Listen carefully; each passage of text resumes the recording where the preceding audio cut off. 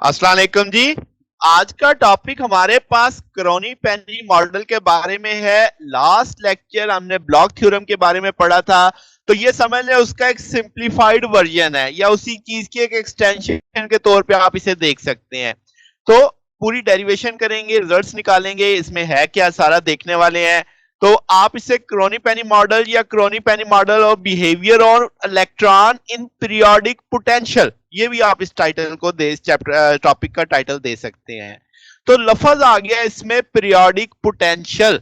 तो आपके पास periodic potential को समझने का आप ये मतलब समझो, जो आयन कोर्स होती हैं क्रिस्टल में वो एक तरतीब के साथ होती हैं, पीरियोडिसिटी में होती हैं।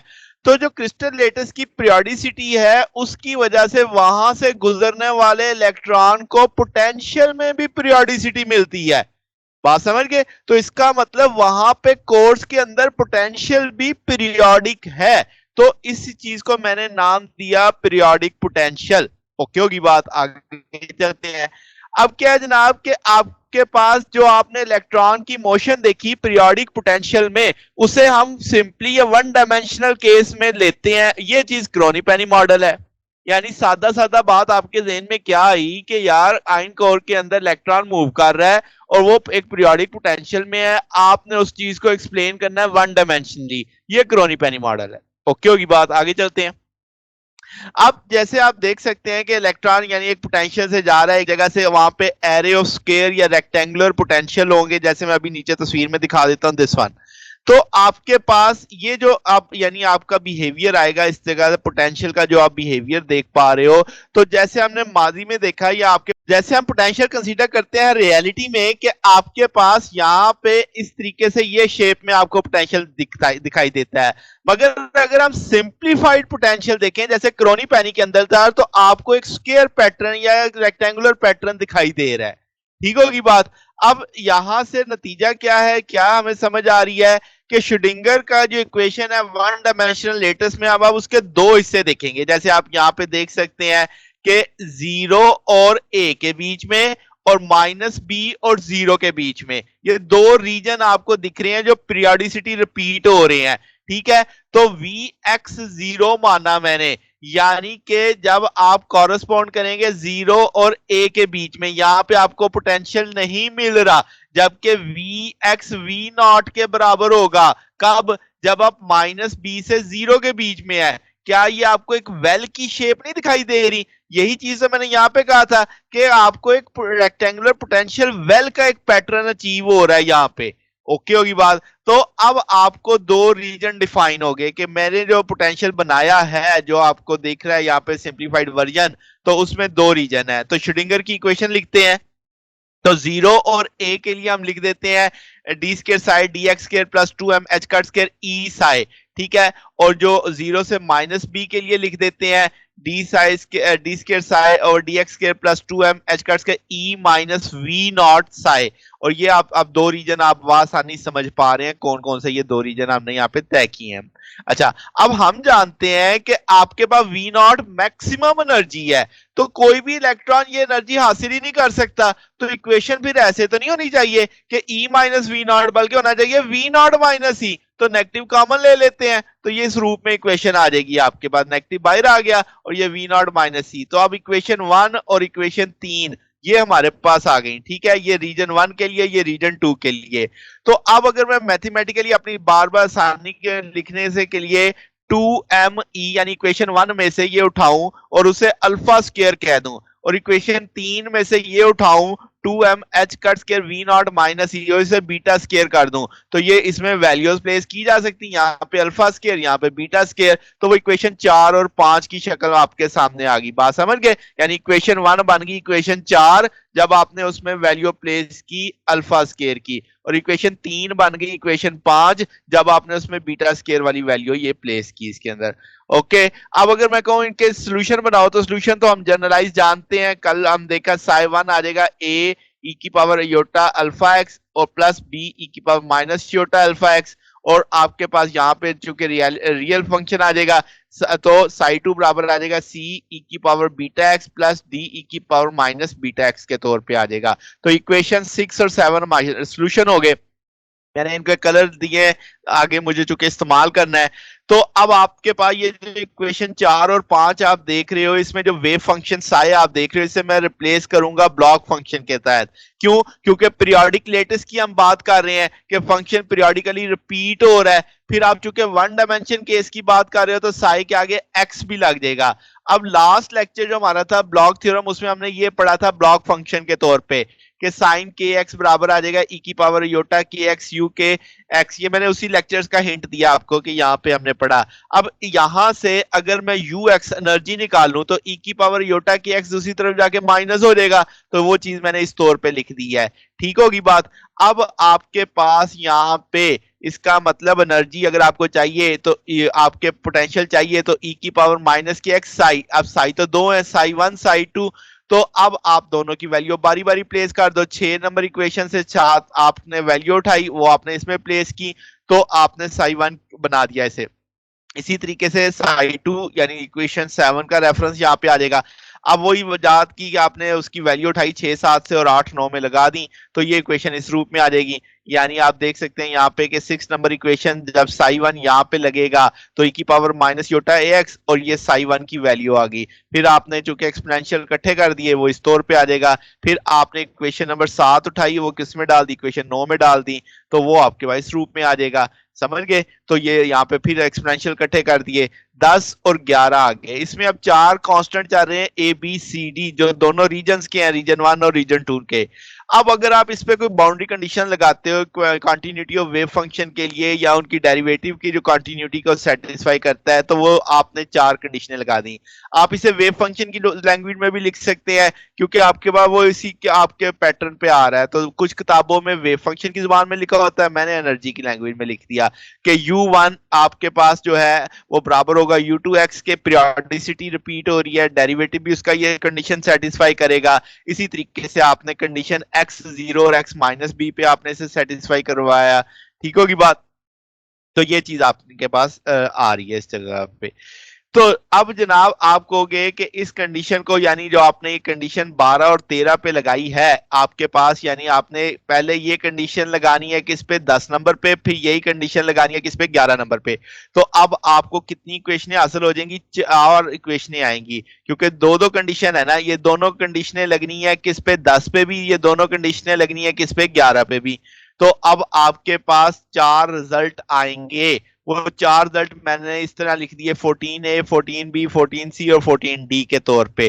ठीक है? तो जब आप इक्वेशन नंबर 12 अप्लाई करोगे 10 पे, ये कंडीशन लगाओगे तो जवाब आ जाएगा A प्लस बी बराबर है CD के।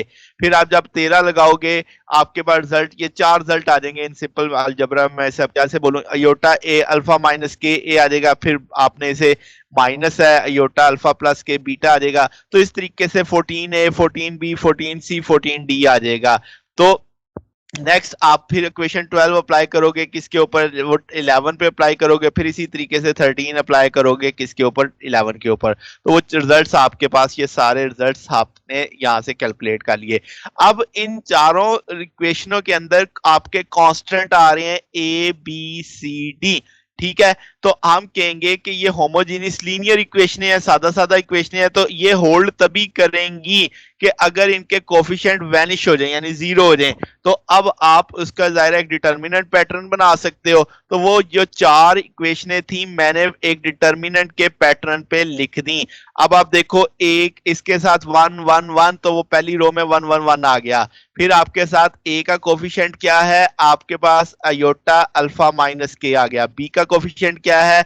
माइनस के साथ अयोटा अल्फा प्लस के आ गया। यहाँ पे सी का कोफिशिएंट क्या है?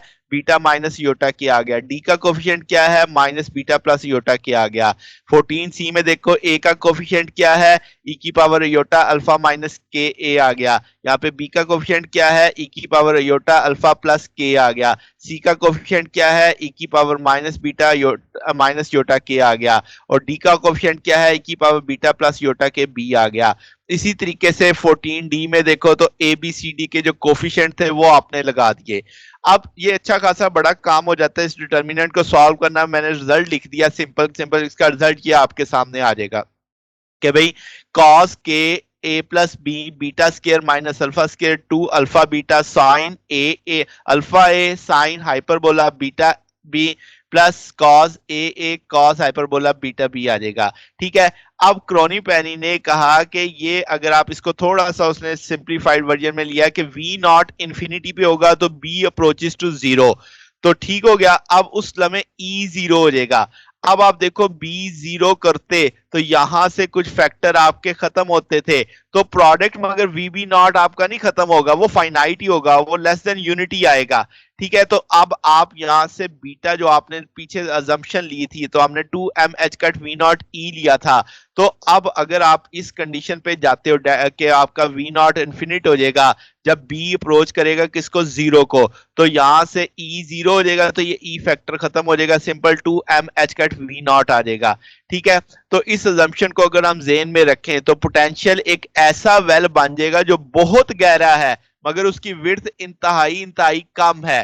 ठीक होगी बात। तो अब ये क्वेश्चन नंबर जो 15 है ये किस शक्ल में आ जाएगी, अगर आप इस बात को लेके चलते हो तो आपके पास यहाँ पे बी जीरो हो गया ना, तो कॉस के ए रह गया, फिर आपके पास इस जगह पे आपने बीटा की वैल्यू प्लेस कर दी, बीटा ऊपर भी है नीचे भी है, ओवरऑल सिंप्लीफाइड वर्जन में क्या आ जाएगा, M V naught A B H cut, इस सारे को हम पी का नाम देंगे अगली इक्वेशन में। यहाँ पे साइन अल्फा ए और बटे में भी अल्फा ए आ जाएगा, फिर प्लस कॉज ए आ जाएगा आपके पास।